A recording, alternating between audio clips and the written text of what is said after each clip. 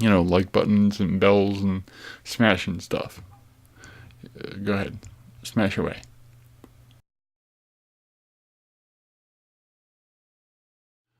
Hey, what's going on YouTube? And in particular, Kim, a friend of mine on Instagram, saw one of the first two photos that I took, or at least, it was actually one of the first couple I took and put out on Instagram. And she asked me about the low light capability of it. Um, she is a videographer. I am strictly a stills photographer, so I realize that these settings may not be ideal for a videographer.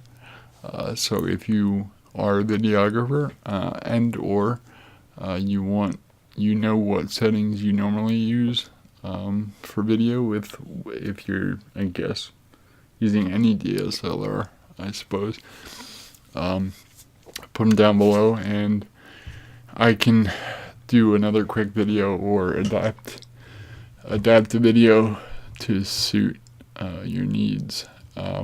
So, but I think the only thing that is probably off for videography is the shutter speed, 320 here. I think most videographers are using a DSLR use 50 or 60, 1/50.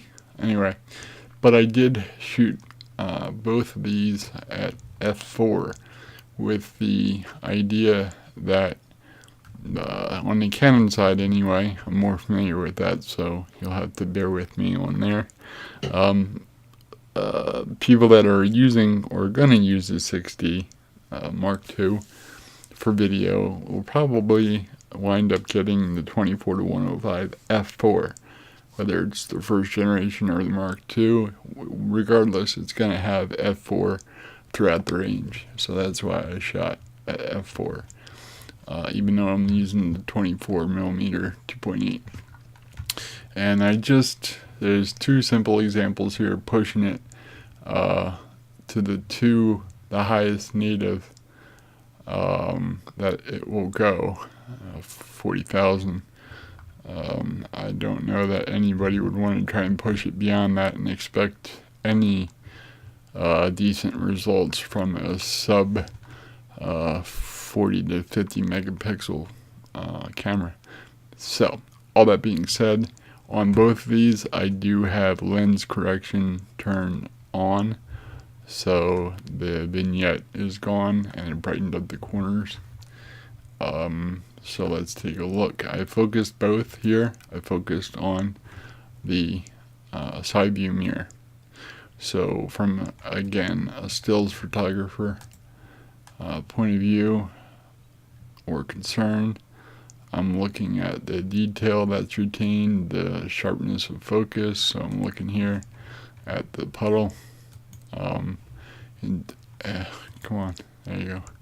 In terms of noise, well, there's a lot of it. I mean, we are shooting at 40,000 ISO here, so what do you expect? Is this usable? In a pinch, I guess. I don't like on this side at the 40,000 mark versus the 25,000 mark ish. It really turned the black front end of the Jeep purple. Kind of did the same thing a little bit to a lesser degree up here in this corner. And for being handheld, I gotta say I pretty much matched this sucker up pretty good. Okay, enough tooting my own horn, right? Alright. So, I mean, you can see for yourself, hopefully, if the video, hopefully the video is clear enough to show the difference in noise And actually, there's a difference in color temperature now that I look at this a little more clearly. Huh. I didn't notice that until recording this. Admittedly, this is like the third time I've recorded this, only because I screwed up the export twice of the video. User error. Anyway, so hopefully this is me just scanning around here, is giving you an idea of the clarity. Now this, as you can tell by the Jeep, this was a very moist, wet day. It was raining. It was very foggy. I actually think it was. We had a pretty good deal of fog. So there's a lot of moisture under these lights, which I thought would be a good test. Also, it's an underground garage. The only point of sunlight in this photo is over here on the right. And at 40,000 ISO, it's almost completely blown out. I would argue this light here is unusable on the 40,000.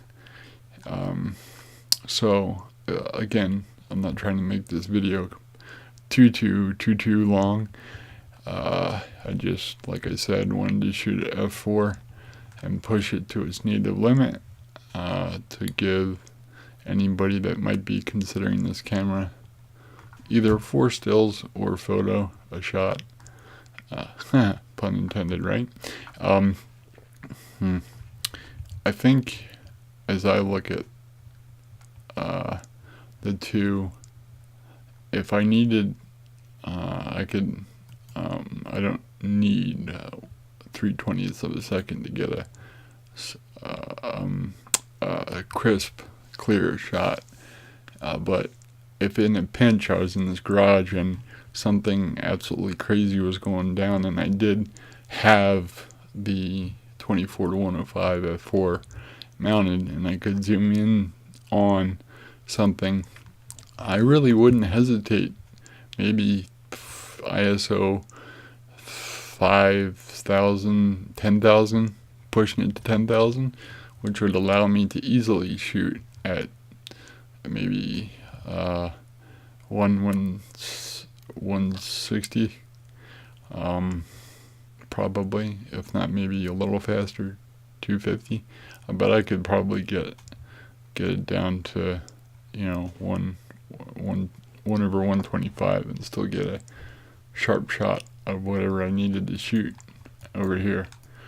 Like if somebody was stealing a cone or something. I don't know what the hell I'm talking about right now. But again, I don't have the specs of the Mark II in front of me, but I think it's 26 megapixel. Correct me if I'm wrong. But for something around there in the mid-20s, at you know, I would say over here with the 25,000 ISO, it's pretty usable. I mean, if I worked on this, if I developed it some more, let's see, which one is it giving me?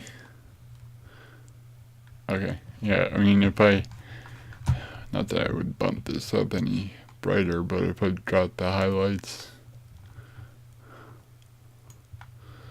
brought out the shadows just a little bit, because that purple is driving me crazy. So if I make it a little blacker, maybe just up the contrast, and let's just real quick hit it with some color noise reduction. That didn't do what I wanted, but this will. Yeah, I mean, right there, once it caught up, sorry, that was a Mac, I had a little bit of trouble. Once that caught up, and if I was to go back up here and brighten it up just to where maybe I'd print it. You know, plus 25, plus 30 is where you want to print. It might be a little bit rough, honestly, especially over here. This is really driving me crazy. But as far as just a general photo, if I needed to hit this, you be the judge. But I'm not too upset. I'm not too upset. So again, this is mainly inspired by a question by a friend of mine, because she was thinking of maybe getting this camera and switching back from Sony. And again, not to get into technical details and stuff, because this is really all about, here's what it looks like real quick as I talk without the lens correction, so you can see how the lens profile collection brightens the corners and flattens it out. But what I was going to say is, honestly, the biggest thing that you're giving up from Sony to this Canon camera, and again, I'm by no means a videographer, so I just know from being around people that are, is the fact that the Canon 60 Mark II does not shoot 4K. So if 4K is a must for you, then this is not gonna be the camera for you. But if you don't need 6K, well, we're not too far away from that. But if you don't need 4K, and with the focusing system that Canon has, which is pretty much unrivaled from what I understand, that's what's drawing people back.